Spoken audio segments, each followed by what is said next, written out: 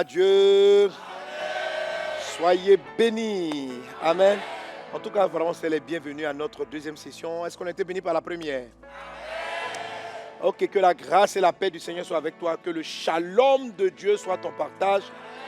Au nom de Jésus. Amen. Alors, il y a deux petits éléments que je n'ai pas complétés la dernière fois. C'était que, je veux dire que la paix de Dieu se divise en deux gros éléments. Le premier, c'est le shalom, appelé aussi dans le grec le Irène. Irène, donc c'est une sœur qui s'appelle Irène, c'est la paix de Dieu. Ok. Dans les 10 éléments du shalom, il y en a 3 qui relèvent plus de la paix Irène. Ok. Gloire à Dieu. Mais bon, tout ça, on dit ça dans le shalom. Et le deuxième grand élément de la paix divine, c'est le Shabbat, ou la paix, ou le repos. Ok. Ésaïe 30, verset 15 dit, c'est dans le calme, c'est dans la tranquillité, ça c'est le côté shalom, et dans le repos. Donc il faut les deux éléments. Le Saint d'Israël, c'est dans la tranquillité et le repos. La notion du repos, c'est le sabbat, qui est un autre élément donc de la paix divine. Et par la grâce de Dieu, on touchera un mot aujourd'hui. Que la grâce et la paix du Seigneur soient avec toi.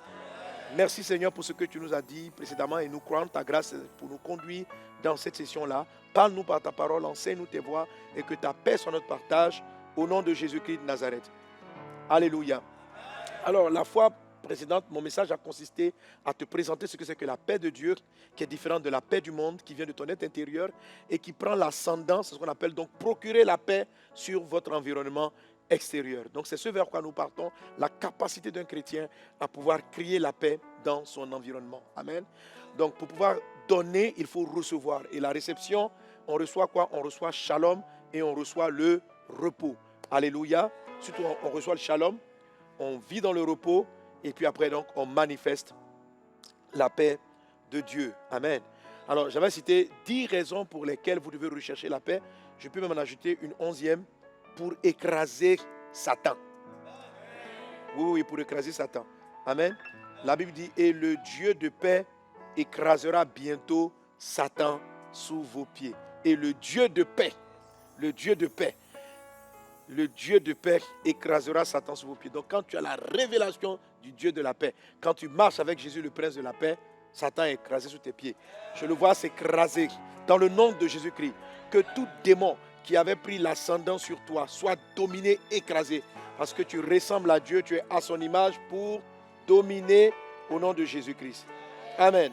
Alors après t'avoir dit toutes ces choses concernant le développement ou bien l'importance de la paix divine dans la vie d'un chrétien, dans la vie d'un croyant, on va maintenant aller à la manifestation ou à la recherche et à la manifestation de la paix de Dieu. Amen. Alors, à la traversée, j'en ai parlé. En allant voir mon dentiste, il a remarqué que mes dents de l'arrière, les molaires et autres, étaient usées. Il m'a dit, ah pasteur, ça c'est le signe du stress. Je lui ai dit, quoi? Moi, je ne peux pas être stressé. J'ai la paix. Il n'y a pas de problème, tout va bien. Et il dit, non, ton esprit est constamment en train de résoudre des soucis, le stress, en train de régler beaucoup de choses. Il dit, donc, sans faire exprès, tu mâches. Donc, il y a 2 éléments qui créent cela, soit la fatigue, donc, moi, peut-être je mets un peu plus ça sur la fatigue, ou le stress. Donc, je dis, quoi? Je peux être stressé. Je venais de réaliser après cela, après avoir prié pour comprendre ce qui se passait, qu'il y a une différence entre avoir la paix avec Dieu et avoir la paix de Dieu. Ok? La paix avec Dieu, c'est ce qu'on appelle la réconciliation, mais c'est le début de la paix divine. Pour avoir la paix de Dieu, donc j'avais la paix, j'ai la paix avec Dieu. Ça veut dire Dieu et moi, nous sommes réconciliés. Alléluia. Nous sommes réconciliés. Et puis, il y a recevoir la paix de Dieu. Donc, il y a la paix avec Dieu. Je peux être en paix avec quelqu'un et puis la paix de Dieu. Alléluia. Amen. Donc, pour avoir la paix divine, la première des choses, la première étape, c'est la réconciliation avec Dieu. Amen. La réconciliation avec Dieu. Amen, amen. Colossiens chapitre 1, verset 20. Donc, pour vivre la paix divine, il y a 2 choses essentielles. Alléluia. Et puis après quoi? La troisième, ce sera le repos divin. Donc, on va parler de 3 points aujourd'hui. Amen. Donc, la première des choses que vous devez faire pour avoir la paix de Dieu, c'est d'abord commencer par la réconciliation. Colossiens chapitre 1, verset 20 nous dit, il a voulu par lui, lisons ensemble, il a voulu par lui réconcilier tout avec lui-même, tant ce qui est sur la terre que ce qui est dans les cieux, en faisant la paix par lui, par le sang de la croix. Alléluia. 2 Corinthiens chapitre 5, verset 20. L'apôtre Paul dit, nous faisons donc les fonctions, lisons ensemble, nous faisons donc les fonctions d'ambassadeurs pour Christ, comme si Dieu exhortait par nous. Nous vous en supplions au nom de Christ, soyez réconciliés avec Dieu. Alléluia. Amen. L'apôtre Paul même va dire, nous vous supplions, soyez réconciliés avec Dieu. Comment ce fameux shalom, cette paix-là dont je parle, peut être active dans ta vie? Elle est active dans ta vie, premièrement, parce que Dieu, Jésus-Christ qui est le prince de la paix, Dieu qui est la paix, le Dieu de paix, toi-même, tu n'es pas en guerre avec lui. La paix de Dieu, c'est que, la paix divine, c'est que Dieu nous tend la main. Jésus a dit, je vous donne ma paix.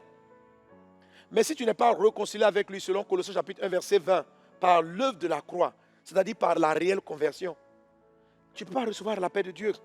Donc, la paix divine dont je vous ai parlé, le shalom et le repos, commence par la réelle conversion, selon Colossiens chapitre 1, verset 20.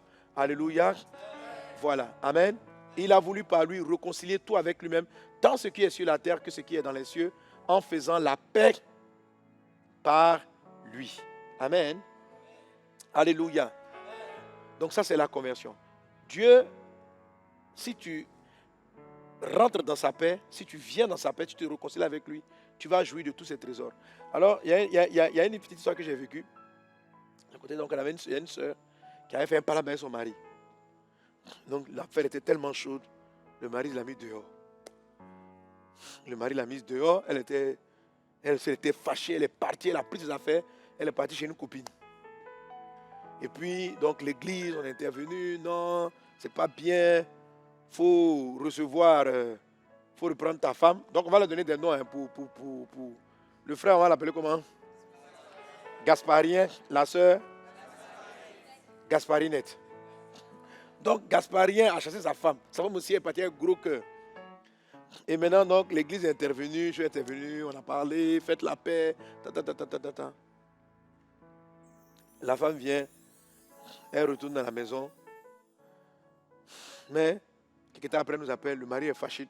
Elle rentre dans la maison, hein, mais elle n'a pas accès à la chambre. Elle dort dans la chambre des enfants. Est-ce qu'il y a eu réconciliation? Est-ce qu'il y a eu réconciliation? Donc, on a dû encore intervenir. On dit, mais quelle est cette affaire? Elle dit, on croit que tu t'es rentré dans la maison. Elle dit, non, mais je suis là, mais je dors dans la chambre des enfants. On a parlé encore. Jusqu'à... Elle est repartie dans la chambre. Mais dans la chambre, là, ils se boudaient. Est-ce qu'il y a eu réconciliation? Voilà. OK? Donc, la réconciliation, là, ce n'est pas venir à l'église.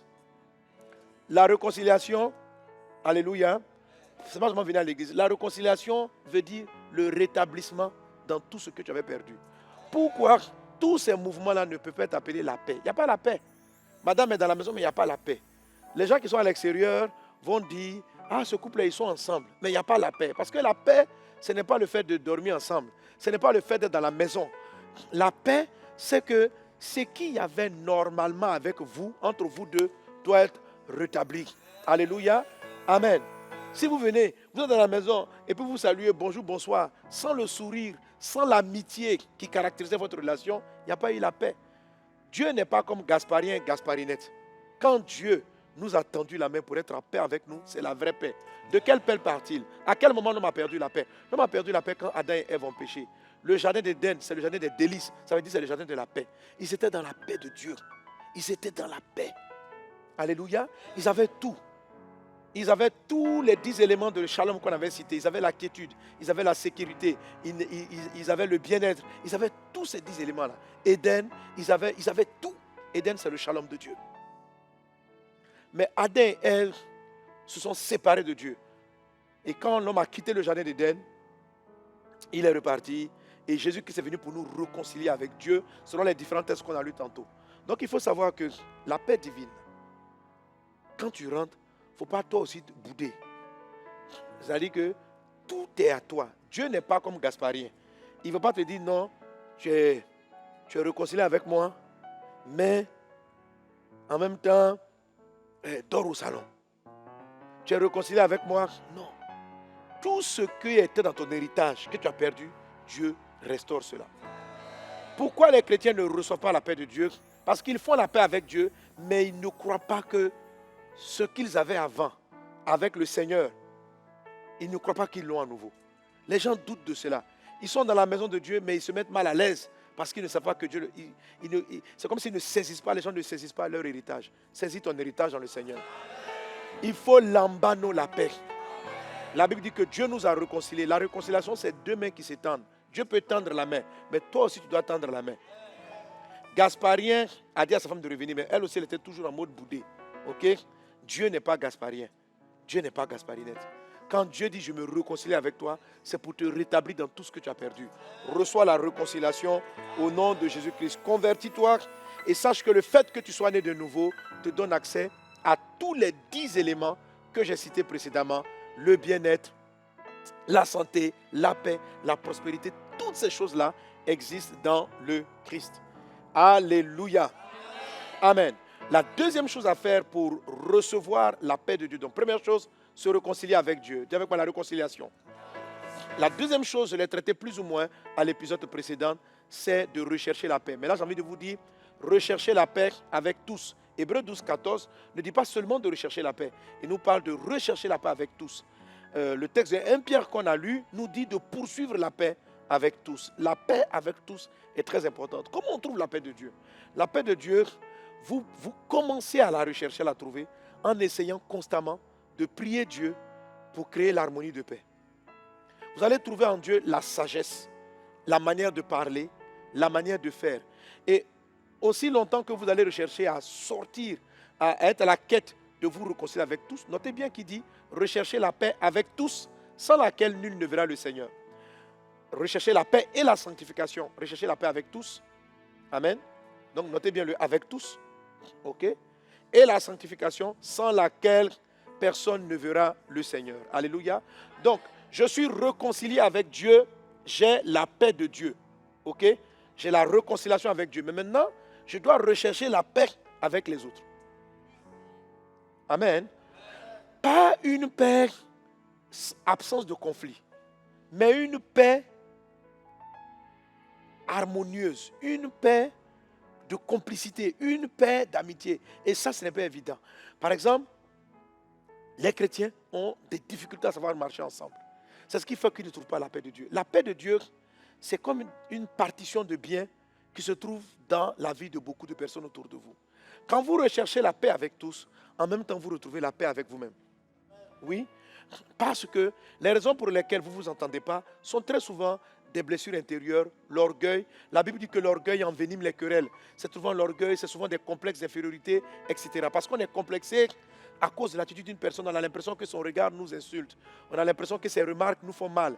Et on dit, le gars, il est trop hautain, je n'ai pas envie de marcher avec lui. Les causes profondes qui font que vous n'êtes pas en paix avec les personnes expliquent aussi les causes profondes qui font que vous n'avez pas le shalom de Dieu. Ok? Donc, si je recherche, en recherchant la paix avec tous, moi-même, je vais voir le Seigneur. Ok? Rechercher la paix avec tous et la sanctification sans laquelle personne ne verra le Seigneur. Je ne parle pas de la paix absence de conflit. Je parle du fait de comprendre les autres. Je parle du fait de savoir prier pour les autres, de savoir aimer les autres, de savoir valoriser les autres, de savoir connaître ce qu'ils ont. Cette quête-là de la paix avec tous développe en vous vous-même une certaine harmonie intérieure. Alléluia. Une certaine harmonie intérieure, une guérison intérieure. Tu vas dire, mais pourquoi tu entends toujours, quand ta femme te dit ainsi, pourquoi quand ta femme te parle de cette manière-là, tu vois qu'on t'a insulté? Tu vois? Très souvent, j'ai vu beaucoup de personnes en fait qui entendent les injures dans les propos des autres comme étant un rejet de leur propre personne. Ils ne savent pas qu'ils ne sont pas en paix avec eux-mêmes. Et la paix qu'ils n'ont pas avec eux-mêmes, ils la font ressortir à l'extérieur. Parce qu'ils n'ont pas le bien-être en fait. Comme la personne n'est pas bien dans sa peau, Vous voyez, donc, les conflits avec les personnes extérieures. Vous savez, le conflit se manifeste de différentes façons. Il y a des gens qui ont des conflits ouverts. Il y en a qui ont des conflits fermés. C'est-à-dire, ils ne te parlent plus, puis c'est fini. Ou bien ils te saluent quand tu arrives. Bonjour. Bonjour. Voilà. Il y a des personnes qui ont des conflits ouverts, qui vont t'agresser verbalement. Hein? Tu te prends pour qui? Vous voyez, tu te prends pour qui? La seule, elle se fait trop voir dans le groupe. Quand on est là, nous tous on est calme. C'est elle qui veut aller dire bonjour au pasteur en premier. Pourquoi? Elle aime se faire voir, au lieu de rester dans son coin. Est-ce que tu sais que le fait de rechercher la paix avec cette soeur va te permettre de comprendre qu'en fait, tu ne viens pas saluer en premier parce que tu as peur, parce que tu as honte, parce que tu es troublé, parce que tu te demandes toujours comment les gens te regardent. Tu n'es pas bien dans ta peau. Donc quand tu cherches à résoudre, dans ta quête pour résoudre cela, tu te guéris toi-même. Et tu vas voir que le shalom de Dieu va s'installer. Ok? Alléluia. Les gens que vous ne supportez pas pour des raisons du péché, mais pour leur manière d'être, vous révèlent un trouble en vous-même. Les gens que vous n'arrivez pas à saluer, vous révèlent. C'est pourquoi il dit de rechercher la paix et de la poursuivre. Recherchez la paix avec tous et poursuivez-la. Quand vous partez à la quête de cette paix avec les autres, vous vous guérissez vous-même. Vous vous guérissez vous-même. Vous découvrez vous-même vos complexes. Alléluia. Amen. Voilà. Je vous parlais souvent de mes fiançailles. J'ai tout fait pour me réconcilier avec elle. Alléluia. Heureusement qu'elle a accepté. Mais bon, si elle a... Bon, voilà. Hein? J'avais des conflits au niveau de l'église à l'époque. Et je me souviens que dans mon cœur, je me suis plaint. Je me dis, pourquoi les frères me persécutent? Qu'est-ce que je leur ai fait? Pourquoi ils s'asseyent, ils font des réunions contre moi? Et ça m'a fait mal de savoir que mon pasteur disait ceci avec d'autres frères sur ma personne. Et j'étais convaincu d'avoir raison. Et quand je suis parti me mettre en prière, Dieu me dit, je n'aime pas ta façon dont tu penses. J'ai dit, mais comment? Parce que les mêmes personnes qui ont fait des réunions de critique, hein, ça dit que j'étais étudiant à Yamsoukro. J'avais tellement de zèle, ça gênait des personnes. Donc on a fait une réunion sur le cas Mohamed Sanogo. Ouais, ma fille, j'ai subi ça. Hein. Le cas Mohamed Sanogo. Et quelqu'un qui était à la réunion, un autre responsable m'a informé qu'il y a une réunion, on a fait tout, quand tu n'étais pas là. En tout cas, on ne voulait pas que tu sois à la réunion, parce que je faisais partie des responsables de l'église qui étaient dans les écoles. Donc, et derrière moi, donc, ils ont fait la réunion. Comment me calmer? En tout cas, différentes trucs sur ma situation. Donc, ayant appris ça, et je savais ceux qui avaient fait cette réunion. Le dimanche qui a suivi, j'étais parti voir les parents, je suis revenu. Et puis, parmi les frères qui avaient fait la réunion, j'avais l'habitude de faire des accolades. Donc, je fais accolade à quelqu'un, puis il y a un qui est venu, il va faire accolade. J'ai fait l'accolade, mais dans mon cœur, je dis, mais ce gars-là, voilà tout ce qu'il dit de moi. Voilà ce qu'il pense de moi. Voilà. Donc, pendant que j'étais en colère, j'ai calmé mon cœur. Quand je suis rentré à la maison, je suis rentré en chambre d'étudiant. L'esprit m'a repris.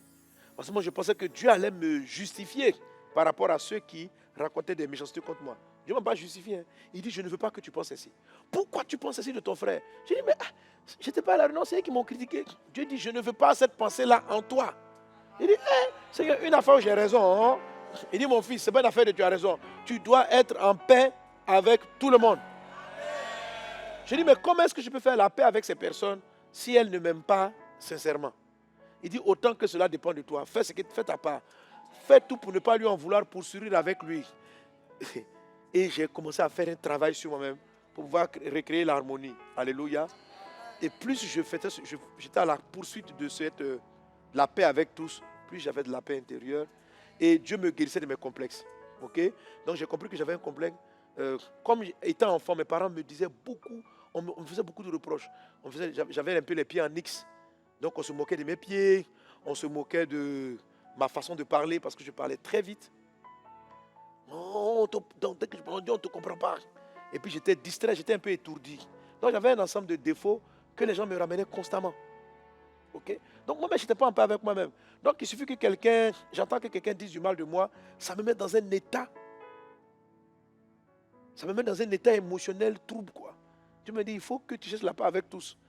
Et en recherchant cette paix, Dieu m'a permis de me montrer mes complexes, mes faiblesses, mes manquements, et puis m'a guéri. Alléluia. Voilà. Donc vous aurez le shalom de Dieu si vous appliquez la clé numéro 2, qui est de rechercher la paix avec tous et de la poursuivre. Quelqu'un donne un bon amen. Quelqu'un donne un bon amen. Alléluia. Donc pour y arriver, recensez tout ce que vous ne supportez pas, tous les frères que vous ne supportez pas, tous les gens que vous ne supportez pas, tous les gens qui vous michent, tous les gens dont vous n'aimez pas la tête. Recensez-les. Commencez d'abord par les frères. La Bible dit soyez en paix avec tous. Il faut commencer d'abord par les frères en Christ. Tu les recenses, tu les sautes. La sœur tant, je n'aime pas la saluer. Le frère tant, lui je le salue, mais depuis qu'il m'a dit un truc à la réunion là, lui là, quand j'arrive là, moi, je vais faire mon évangélisation, j'ai fait mon ministère, je n'ai pas affaire à lui. Le pasteur, même si j'ai voulu le saluer, je voulais lui faire un atout, il m'a dribblé. Donc maintenant là, je le regarde, voilà, ok. Et quand tu as fini de recenser cela, poursuis la paix. Mets-toi en prière par rapport à ce sujet. Commence à prier pour chacune de ces personnes, en recherchant la paix avec tous. Et dis, mais Seigneur, qu'est-ce que je dois faire pour être en paix, pour être en harmonie avec mes frères? Et cette quête d'harmonie-là va permettre au Saint-Esprit de te montrer le chemin et de guérir ton être intérieur et de créer la paix. Alléluia. Quelqu'un donne un bon amen. Amen. Et le troisième élément pour vivre la paix de Dieu, c'est d'entrer maintenant dans le repos de Dieu. Est-ce qu'on est ensemble? Amen. Alors le repos, c'est le Shabbat. Les points dont j'ai parlé tantôt, c'est Shalom. Et maintenant, on va rentrer dans la paix de Dieu, mais la paix divine côté repos, côté Shabbat. Donc, Ésaïe 35 dit, c'est dans le calme. La paix de Dieu, c'est un grand calme intérieur. C'est une tranquillité pendant que tout est en train de s'ébruiter. Tout va mal. C'est ce calme intérieur. Ça, c'est la paix de Dieu. Et il dit, il faut entrer aussi dans le repos. Dis avec moi le repos. Le repos. Oh, j'aime trop la partie sur le repos. Quelqu'un dit avec moi le repos de Dieu. Alléluia. Amen. Le repos, c'est la dimension de calme et de paix intérieure dans laquelle vous entrez et qui permet à Dieu de prendre le relais de la bataille. Le repos. Le repos. Alléluia. Déjà, le fait que vous ayez reçu la paix de Dieu avec les deux premiers éléments, réconcilié avec Dieu, ça me donne accès à tous les shalom, à tout ce qu'il y a dans Shalom et dans Irène. La réconciliation me donne accès. Alors, j'ai écouté une histoire du pasteur Joseph Prince de Singapour qui a dit ceci. Il dit, si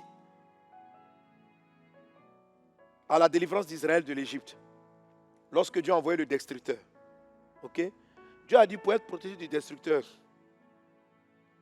il fallait mettre du sang sur le linteau des portes. C'est pas ça? La Bible dit nous avons la paix avec Christ, Colossiens 1:20, par le sang de la réconciliation. Ok? Donc il fallait mettre le sang sur le linteau des portes. Quand le destructeur arrivait, dès qu'il voyait le sang, il passait outre. S'il n'y avait pas de sang, il rentrait et tuait le premier-né. Ok? Alors, si deux familles ont mis le sang sur leur porte, et il y a une des familles qui est sereine, qui sait que nous, le sang est sur la porte, on est protégé. Et il y a une autre famille qui panique. C'est-à-dire, malgré qu'ils aient mis le sang, là, quand ils entendent le bruit, ils tremblent là-bas. Ils entendent, le destructeur est en train de faire son voyage, est en train de traverser la ville. Je vous pose la question. Ceux qui tremblent dans la maison, là, est-ce que le destructeur peut rentrer pour tuer l'enfant? Pourquoi il va rentrer?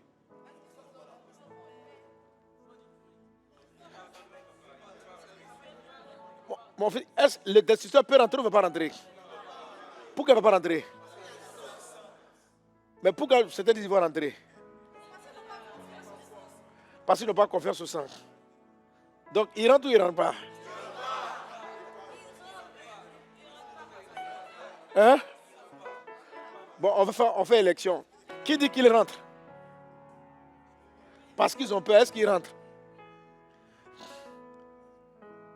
Parce qu'ils ont mis le sang, est-ce qu'ils ne rentrent pas? Bon, ils ne rentrent pas. Alléluia. Ils n'entrent pas. Il ne peut pas rentrer, pourquoi? Parce que Dieu n'a pas dit que le détructeur va frapper ceux qui ont peur. Il dit, Si tu as mis le sang sur la porte, il n'entre pas. Donc, que tu chantes, que tu dormes, que tu fais quoi, il n'entrera pas. Parce que le simple fait que tu aies mis le sang, c'est déjà de la foi. Tu as eu confiance en Dieu. C'est pourquoi tu as mis le sang. Tu as fait ce qu'il t'a dit. Quand vous croyez au Seigneur Jésus, que vous les confessez de votre bouche, la Bible dit, vous êtes sauvés. Alléluia. Parce que si vous ne croyez pas, si vous n'acceptez pas ça, en fait, ce qui va se passer, le destructeur ne va pas rentrer, mais peut-être que c'est eux-mêmes qui vont mourir de peur. Ce n'est pas les destructeurs, hein. C'est-à-dire que le destructeur ne va pas rentrer. C'est eux-là qui vont passer une sale nuit. Et il y a beaucoup de chrétiens comme ça. Jésus nous a acquis la paix. Jésus nous a acquis la protection. Mais nous-mêmes, dans la maison, c'est-à-dire on est déjà protégé par le Christ, mais on tremble. Un sorcier nous guette. Un sorcier. Un truc.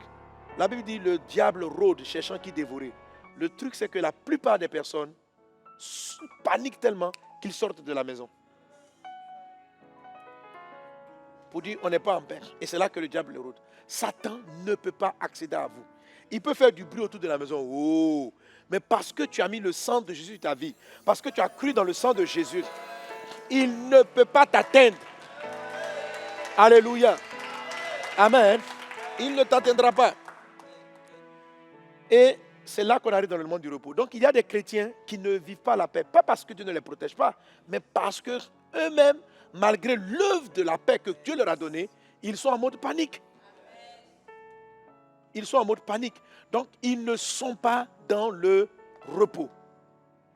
Alléluia. Amen. C'est donc dans ce cas-là que Jésus dit que si vous demandez une chose, si vous êtes inquiet, faites connaître, donnez vos besoins à Dieu par la prière et l'explication, et la paix de Dieu gardera vos cœurs en Jésus-Christ. Amen. Et c'est là qu'intervient l'élément du repos. La première famille qui est dans le calme, elle est dans le repos.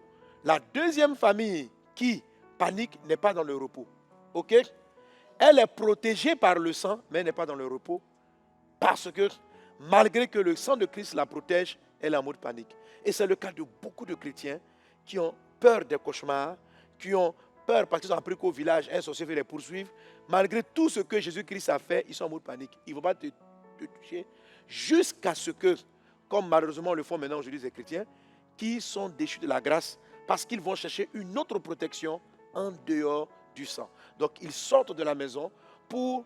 Donc, quand par exemple des chrétiens vont faire des sacrifices autres, l'apôtre Paul dit à des chrétiens, par exemple, il dit ceci: si vous vous faites circoncire, vous êtes déchus de la grâce, le Christ ne vous est d'aucune utilité. Donc, c'est un groupe de chrétiens qui avaient cru en Jésus. C'est pourquoi l'apôtre Paul était froissé. Il dit, mais qui vous a séduit? Il dit, Christ vous a tout donné. Christ vous a tout donné. Parce que l'élément panique font que il y a des gens qui ont fini de mettre le sang, Jésus les protège, mais en même temps, ils ne sont pas sûrs. Quand ils entendent, il y a quelqu'un là-bas qui crie, moi j'ai un fusil antidestructeur. Venez le chercher. Et il s'amuse à sortir de la protection du sang pour aller chercher des protections. J'ai entendu ces temps-ci que des gens disant prophètes, parce que ce n'est pas des prophètes, expliquent aux gens non, qu'il faut faire des sacrifices, il faut faire des bains pour être vraiment purifié. Il faut faire des pratiques, il faut faire des offrandes de rachat pour être purifié. Et tous les chrétiens qui sont en mode panique sortent de la maison qui est protégée par le sang. Tu as confessé que Jésus-Christ est mort à la croix. Tu as confessé qu'il te pardonne de tous tes péchés. Et tu crois, tu es sauvé. Tu es sauvé. Pourquoi vas-tu chercher encore une autre protection autre que celle que l'Évangile t'a donnée? Pourquoi est-ce que tu paniques? C'est ta panique là qui fait que tu sors et tu dis non, le sang de l'into là, il est bien, mais il faut que je complète. Il faut que j'aille chercher maintenant le fusil. Je vais attendre que le destructeur. Mais il va rentrer, il va tuer ton premier-né. Il va détruire ta famille. Parce que toi-même, tu es sorti de la protection de Christ en essayant d'utiliser un élément autre. Est-ce qu'on est ensemble? Ayez la foi dans le sang de Jésus. Alléluia. Voilà. Même si tu paniques, que tu ne vas pas faire des bêtises, tu seras protégé. Sauf que tu t'es stressé pour rien. Tu t'es stressé pour rien Ça ne vaut pas la peine d'être stressé. Alléluia. Alors, ce n'est pas toujours évident lorsqu'on entend des bruits. Comme lorsque les disciples viennent dire à Jésus, il y a du bruit autour de nous. Donc, tant qu'il n'y avait pas le bruit autour d'eux, les disciples auraient été sereins. Jésus était dans la barque. La protection était dans la barque. Le salut était dans la barque. Dieu était dans la barque. Mais quand même, ils paniquaient. Jésus a dit, mais où est votre foi? Dans une des autres versions, il dit, mais où est votre foi? Avez-vous foi en moi ou avez-vous foi dans la force du vent qui est à l'extérieur? Dieu est dans la barque avec vous. Vous ne pouvez pas couler. Je te déclare, tu ne peux pas mourir. On ne peut pas te couler. Tu ne peux pas paniquer. Tu n'as pas à paniquer. Jésus est avec toi. Le jour où tu as dit, Christ, entre dans ma vie. Tu es mon Seigneur, tu es mon Sauveur. Dieu est entré dans ta vie. Dieu est entré dans ta barque. Ils te feront la guerre, mais ne te vaincront pas. La Bible n'a pas dit que 1000 ne vont pas tomber à tes côtés. Il dit 1000 tomberont à tes côtés. 10 000 à ta droite. Tu ne seras pas atteint. Pourquoi tu n'es pas atteint? Parce que tu es en Christ. Alléluia. Et que son sang te protège. Amen. Tu es en Christ, son sang te protège. Sa grâce avec toi. Il n'y a rien à compléter sur le salut. Jésus, en mourant à la croix, a dit, tout est accompli. C'est-à-dire, il n'y a pas quelque chose d'autre à faire. Tu dois juste croire en moi. Croire. Donc, Jésus a continué de dormir dans la barque. Et les disciples ont continué à paniquer parce qu'ils ont vu l'eau. L'eau peut rentrer. L'eau peut même noyer la barque. Mais même s'il devait rentrer, Dieu allait créer une bulle autour. Parce que la mission de Jésus n'était pas encore achevée. Alléluia. Le seul élément qui aurait pu les tuer, c'est de quitter la barque. Et de dire non, on se noie. Attends, j'allais nager. Non. Ils étaient en mode panique. Mais tant que Jésus était dans la barque avec eux, ils n'avaient pas à craindre. Ils ne pouvaient pas être noyés parce que Dieu est dans la barque. Et il s'est levé, il a apaisé la tempête. Amen. Ton Rédempteur va s'élever. Quel que soit ce que tu vis, quelle que soit la pression, reste attaché à Christ. Reste ferme sur le Christ. Reste attaché à ton Dieu. Tu verras qu'à la fin de l'histoire, le vent va s'arrêter. Les soucis vont s'arrêter. Car Dieu est avec toi. Ayez foi en lui. Alléluia. C'est ça la dimension du repos. C'est de dire, Jésus est avec moi. Je dors. La tempête, donc, les gens, ce qu'ils auraient dû faire, pendant que le vent soufflait, on dit, qu'est-ce que le maître fait? Il dort. Il dit, mon gars, dormons. Et puis il se couchait. La tempête allait être désolée. Et la tempête aurait dit, ah, excusez-moi. Elle allait être désolée. Le repos, c'est ce calme-là. C'est le repos qui vous donne de profiter des grâces de Dieu. Quand le repos n'est pas là, vous avez la paix avec le Christ, le sang vous protège. Mais si vous n'avez pas le repos, vous allez être en mode panique. Vous allez être embrouillé et vous allez souffrir. Amen. Pas souffrir parce que l'évangile a un manquement, mais souffrir parce que vous paniquez pour une chose pour laquelle vous n'aurez pas dû paniquer. C'est pourquoi je dis ne vous inquiétez de rien. Ne vous inquiétez de rien. Le repos est tellement important, donc c'est la troisième chose pour vivre la paix divine. Le repos est tellement important. Dans le livre de Hébreux chapitre 4, verset 1, il est dit, craignons donc, tandis que la promesse d'entrer dans son repos subsiste encore, qu'aucun de vous ne paraisse être venu trop tard. Au verset 11, il est dit, au verset 11 de Hébreux 4, il est dit, Hébreux 4, verset 11, lisons ensemble, il est dit quoi? Efforçons-nous donc d'entrer dans ce repos afin que personne ne tombe en donnant le même exemple de désobéissance. Alléluia. Alors de quoi est-ce qu'il s'agit? Si vous remontez le texte à partir du chapitre 3, même au verset 9 du chapitre 3 de Hébreux, il est question d'Israël qui n'est pas rentré dans la terre promise. Dieu leur a dit, je vous donne Canaan. Et ils arrivent à Canaan, ils envoient des espions et au retour, ils ont vu qu'à Canaan, il y avait des géants et ils sont entrés en mode panique. Ils sont entrés en mode panique. Et en mode panique, même s'ils paniquaient, et malgré la panique, il dit, bon Moïse, on tremble, hein, mais rentrons. Dieu aurait tué les géants. Mais le truc qui a déçu Dieu, c'est qu'ils ont dit, on n'entre pas, on retourne. On va aller chercher nos solutions ailleurs, en dehors de la parole de Dieu.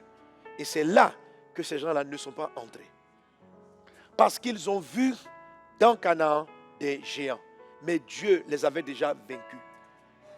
Alléluia. Le défi de la plupart des croyants, c'est cela.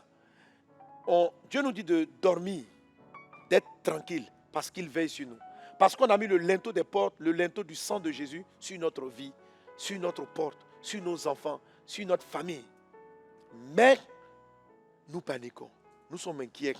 Et l'inquiétude du lendemain, comment je vais faire, comment j'ai payé mes études, comment je vais faire ceci, comment je vais faire cela, amène des personnes à sortir du sang de Jésus, à aller se vendre, se prostituer, tomber dans le péché, tomber dans l'iniquité, à sortir, à s'éloigner de la main de Dieu, à ne plus croire dans l'œuvre de la puissance de la croix, mais à croire dans des hommes, dans des personnes, dans des individus pour leur donner de la paix. Quand vous rentrez dans cette atmosphère, c'est très dangereux. C'est pourquoi il dit ceci, craignez donc. Dans la majorité des passages de la parole de Dieu, Dieu dit n'ayez pas crainte, n'ayez pas crainte, n'ayez pas crainte. Un des rares passages où Dieu nous demande d'avoir peur, c'est d'entrer dans le repos. Il dit craignez. Craignez de ne pas entrer dans le repos. Craignez de ne pas entrer dans le repos. Alors, qu'est-ce que le repos va apporter? La dimension du repos permet à Dieu de combattre pour vous et de vous donner des choses inimaginables.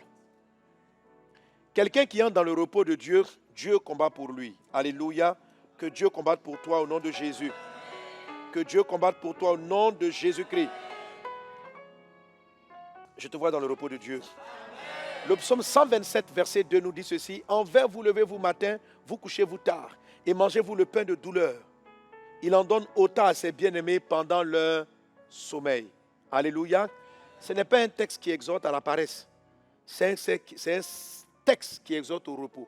Il dit, pendant que tu dors, Dieu te donne ce que les gens qui ne l'ont pas se battent pour avoir. Quand vous êtes dans le repos, ce n'est pas que vous ne faites plus d'efforts. Et je vais vous montrer, parce que la Bible dit efforcez-vous. Je vais vous montrer le type d'effort qu'il y a à fournir. Quand vous faites cet effort-là, le ciel s'élève et il est en mode combat pour vous. Alléluia. La Bible dit efforcez-vous d'entrer. Nous allons parler tout de suite des efforts à fournir pour entrer dans le repos. Des efforts à fournir. Amen. Il y a 3 efforts en particulier. Alléluia. Amen, amen, amen. J'ai rencontré des hommes de Dieu comme le bishop Dag, le David de Dupont. Je ne l'ai pas rencontré personnellement. Mais quand vous voyez toutes les grandes choses que Dieu fait au travers de lui, et je le vois prêcher souvent, il a l'air calme et serein. Mais bâti un temple de plus de 50 000 places, avec près de 250 000 personnes par dimanche. Et puis il est en train de construire encore quelque chose d'énorme. Ou bien quelqu'un comme le révérend Enoch Adeboye. Tu sens, ils ont bâti des choses impressionnantes. Et puis ils sont calmes.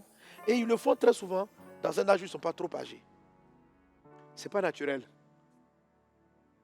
C'est Dieu qui le fait pour eux. L'apôtre Paul dit, je puis tout par celui qui me fortifie. L'apôtre Paul a réalisé des choses comme personne. Il a écrit de nombreux livres. Il a parcouru de nombreux kilomètres. Il a gagné des âmes comme personne. Parlant des apôtres, parce qu'on le compare avec les apôtres, il est en train de l'expliquer que Dieu a fait faire des choses. Il dit, Dieu a fait des choses. Il dit, non pas moi, mais c'est le Seigneur qui le fait. Amen. C'est le Seigneur qui le fait. La dimension du repos, c'est la dimension où, pendant que tu dors, l'esprit travaille. Pendant que tu es relax, tu ne t'inquiètes même pas. Ton mariage se met en place, ta vie avance, tes usines grandissent, tes projets évoluent, etc. C'est ce dont il est question lorsqu'il dit, si vous recherchez la paix, vous la poursuivez, vous allez être heureux. La paix vous donne d'être heureux. Lorsque quelqu'un n'est pas rentré dans la paix, n'est pas rentré dans le repos, il est en mode grosse inquiétude. Il est toujours là. Le stress, les chrétiens qui sont dans le stress, c'est parce qu'ils ne sont pas dans le repos.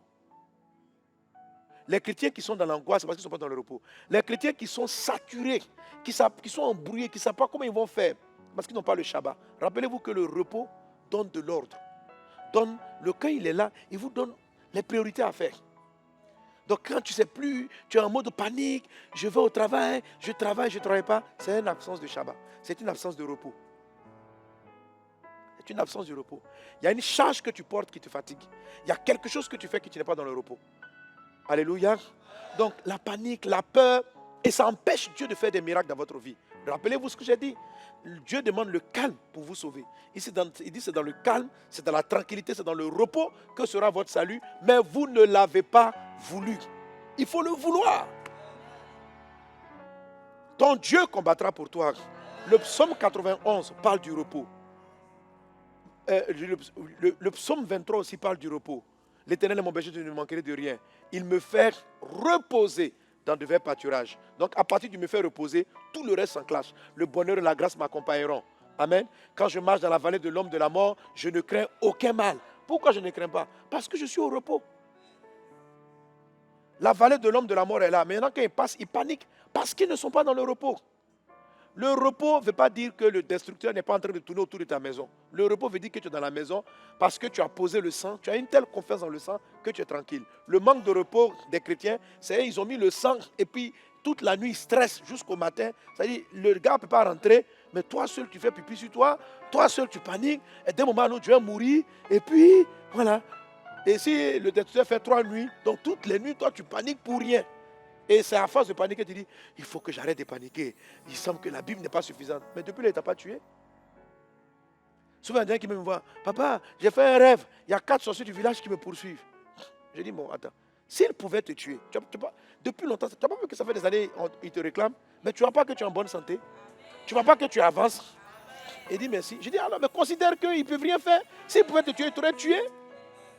Et je vois tellement de chrétiens qui paniquent comme ça. Ils sont là, j'ai fait un rêve, j'ai vu un prophète, il est venu me dire, j'ai vu une révélation, quelque chose. Mais ils n'ont qu'à gesticuler. Le destructeur se promène. Le diable est un lion rugissant. Mais toi, tu es en Christ. Celui qui repose, le psaume 91, celui qui demeure sous l'abri du Très-Haut, repose à l'homme du Tout-Puissant. Je dis à l'Éternel, mon refuge et ma forteresse. Donc tu donnes une forteresse. Mon Dieu en qui je me confie. On avance. Car c'est lui qui te délivre du filet de l'oiseleur, de la peste, de ses ravages. Il te couvrira de ses plumes et tu trouveras un refuge sous ses ailes. Sa fidélité est un bouclier et une cuirasse. Amen. Tu ne craindras ni les terreurs de la nuit, ni la flèche qui vole de jour, ni la peste qui marche dans les ténèbres, ni la contagion qui frappe en plein midi. Que 1000 tombent à ton côté, 10 000 à ta droite, tu ne seras pas atteint. Amen. De tes yeux seulement tu regarderas, et tu es à la fenêtre, tu es dans la maison, il y a le sang. Puis tu es dans la maison, tu regardes. Le destructeur est là. Et puis toi, tu es à la fenêtre. Mais tu es sous l'abri du Très-Haut. Alléluia. Ma fille, arrête de paniquer, tu es protégé. Hein? Juste là, on m'a dit, quand je regarde, ma maman, elle ne s'est pas mariée. Mon oncle, il ne s'est pas marié. Mon âge, il semblerait que... Arrête. Arrête de paniquer. Parce que c'est dans cette panique-là, tu vas sortir et puis aller te rattacher à un frère avant le temps et puis te créer des problèmes. Repose-toi. Pendant que tu dors, lui combat. Il en donne autant à ses bien-aimés. Amen. Alléluia. Le repos vous amène dans une dimension où la Bible dit en Deutéronome 6:10, l'Éternel ton Dieu te fera entrer dans le pays qu'il a juré à tes pères, à Abraham et à Isaac et à Jacob de te donner. Tu posséderas de grandes et bonnes villes que tu n'as point bâties. Qu'il en soit ainsi dans ta vie dans le nom de Jésus. Tu posséderas, je déclare sur vos vies, vous allez habiter des maisons que vous n'avez pas construites. Amen. Sois là où Dieu veut que tu sois. Et autant marqué, tu verras comment il t'ouvre les portes, comment il construit la maison, etc. Alléluia. Tu posséderas de grandes et bonnes villes que tu n'as point bâties. Des maisons qui sont pleines de toutes sortes de biens que tu n'as pas remplis. Alléluia. Je me souviens d'un frère de l'église qui lui vit des miracles constamment. Pendant la crise en Côte d'Ivoire, 2011, ça tirait dans toute la ville. Et tout le monde est là. Dès qu'il y a une petite boulangerie qui s'ouvre quelque part, on court pour essayer de prendre 2 petits pains. Eux, ils étaient sereins. La paix de Dieu. Et puis subitement, la voisine les appelle. Leur voisine était une Libanaise qui, quand la guerre avait commencé, donc le couple libanais avait fui. Ils ont pris, il y avait un charter là pour les Libanais, ils sont partis au Liban. Mais avant de partir, ils ont rempli la maison de toutes sortes de nourriture exquise. Et ils les ont appelés. Il dit vraiment, voisine, vraiment, ils avaient laissé le vigile avec la clé. Il dit, voisine, vraiment, j'ai beaucoup à manger chez moi à la maison. Nous, on n'est pas là. Il ne faut pas que ça pourrisse. Est-ce que vous pouvez aller voir comme on est juste voisins? Bon, allez vraiment vous servir. Quand ils rentrent dans la maison, caviar, toutes sortes de boissons, la nourriture, parce que les gars ils se sont dit, on ne sait pas combien de fois la guerre va durer, ils ont rempli la maison. Pas pour eux, pour les enfants de Dieu. Il dit, Amen, vous allez rentrer dans des maisons remplies. Ce n'est pas vous qui les avez remplies. Tu vas aller habiter une maison, salon, télévision, tout. Ce n'est pas toi qui les as placés. Le repos vous amène dans cette dimension. Le repos de Dieu vous protège. Il en est ainsi au nom de Jésus-Christ de Nazareth. Alléluia. Voici la dimension dans laquelle la paix de Dieu te donne ça. La paix dans ce mot de repos. Alors, comment est-ce qu'on rentre dans le repos? L'apôtre Paul dit donc en Hébreux 4, 11, efforcez-vous d'y entrer. Il dit craignez, parce que quand on n'entre pas dans le repos, on doit craindre. Parce que quand on n'entre pas, on peut finir par s'exposer aux destructeurs et aux problèmes. Mais quand on est dans le repos, alléluia, écoutez, vous savez, le repos ressemble à une destination à parcourir.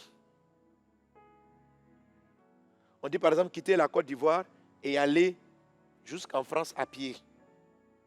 Avant, il y a des gens qui pouvaient partir à la Mecque, quitter l'Afrique de l'Ouest et marcher, traverser tous les déserts jusqu'en Arabie Saoudite. Ils partaient pour des années. Mais quand tu es dans un avion, donc celui qui rentre dans le repos ressemble à quelqu'un qui fait des efforts pour entrer dans un avion qui va en France. Et celui qui ne rentre pas dans le repos, c'est quelqu'un qui dit, bon, je vais marcher pour y aller. Quand il marche, il doit vaincre la route, les montagnes, les collines, les côtes, les brigands, les risques, traverser le désert, la chaleur, les dunes. Frère, ce n'est pas ce qui puisse arriver. Et je vous assure, ta destinée est tellement puissante, tellement grande, la destination que tu dois accomplir. Si tu n'entres pas dans le repos, ce n'est pas sûr que tu arrives jusqu'au bout. C'est pourquoi Paul dit, craignez. Craignez. Parce que celui qui n'est pas dans le repos s'appuie sur sa propre force, sur ses propres ressources pour atteindre la vision. Il se bat c'est par ta propre force que tu essaies de nourrir tes enfants. Par ta propre force que tu essaies de sauver ton foyer. Par ta propre force, tu essaies de sauver ta maison. Par tes propres forces. Mais celui qui rentre dans un avion, qu'est-ce qu'il fait? Il va. Tous les efforts qu'il a à fournir, payer le ticket, avoir le visa, il rentre dans l'avion. Il dort. Tous les efforts sont fournis par l'avion. Et lui, tout ce qu'il a fait, c'est de peut-être se promener un peu parce que le voyage est long pour se dégourdir les jambes et puis vaquer à ses occupations. Amen. Parce qu'il arrivera à bon port, beaucoup plus vite. Les gens qui sont dans le repos font beaucoup de choses à la fois. Souvent, on me demande, mais pasteur, comment tu fais pour écrire autant, faire autant de croisades, t'occuper de toutes ces choses à la fois? Mais c'est parce que je travaille en avion spirituel. Je suis dans le repos. Donc, quand j'arrive en croisade, je suis moins fatigué que quelqu'un qui fait la croisade avec ses propres forces. Ce n'est pas la même chose. On fait les croisades, mais lui qui est prêche, il compte sur sa voix, il compte sur son physique. Moi, je ne compte pas là-dessus. Quand je vais faire, je me sens souvent très fatigué avant la croisade. Mais quand j'entre en ministère, je rentre en mode repos. J'entre en mode repos. Amen. Je me repose. Je suis dans le repos. Repose-toi. Et force-toi d'entrer dans le repos. Amen. Alors, les points qu'on traitera donc à la session d'après, et la session d'après on fera donc les 2 points, c'est les éléments pour entrer dans le repos. Les éléments pour entrer dans le repos se trouvent dans le livre de Matthieu chapitre 11, versets 28 à 30. Tout est dit là. Il est dit, venez à moi, vous tous qui êtes fatigués et chargés, et je vous donnerai du repos. Prenez mon joug et vous recevrez mes instructions, car je suis doux et humble de cœur, et vous trouverez du repos pour vos âmes.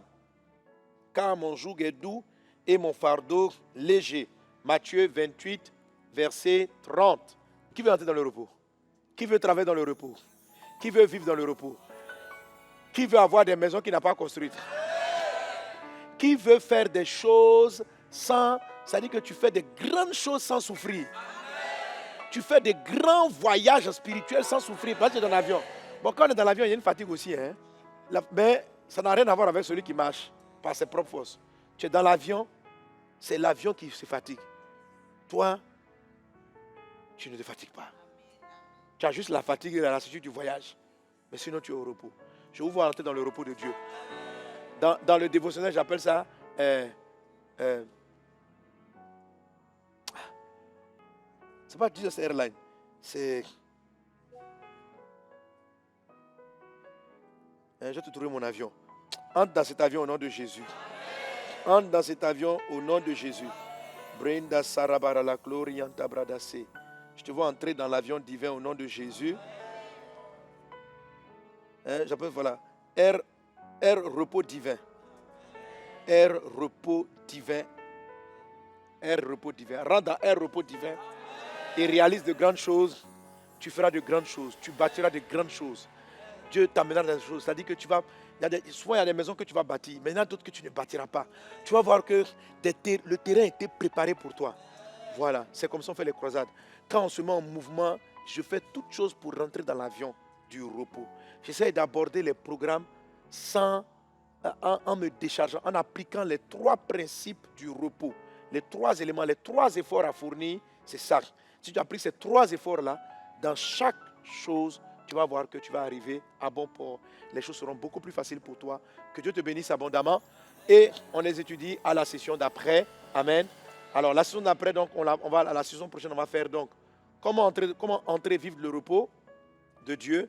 Et la dernière chose, comment procurer la paix. Soyez bénis au nom de Jésus. Amen.